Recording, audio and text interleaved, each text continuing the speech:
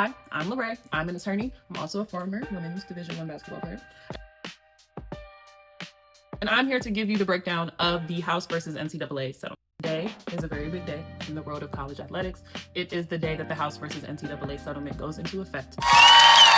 So on June 6, 2025, a federal judge approved the House versus NCAA settlement after years of negotiation and hundreds of objections. Now, the NCAA had a very strong incentive to settle because they were facing potential damages of up to $20 billion. So here we are.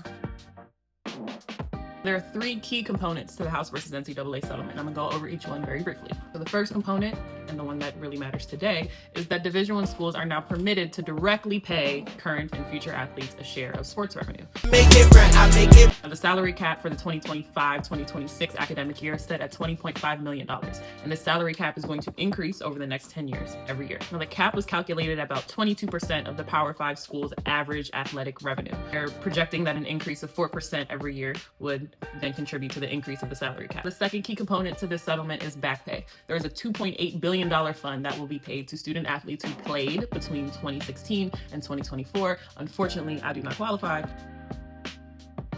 But this is given to those athletes for the NIL money and earnings that they should have been able to receive during the time that they played.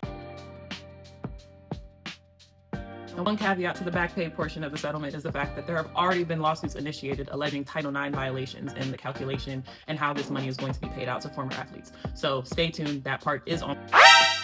The third key component of this settlement says goodbye to roster limits and hello to scholarship limits, which means that every single person on the roster is now eligible to receive a full scholarship. Yeah! A late change was made to ensure that athletes who lost or were in danger of losing their already promised roster spot will now receive a legacy status for the remainder of their eligibility. There is so much more to this House versus NCAA settlement. If you enjoyed this, stay tuned. I will be breaking things down even more and also talk about some of the ramifications of the settlement.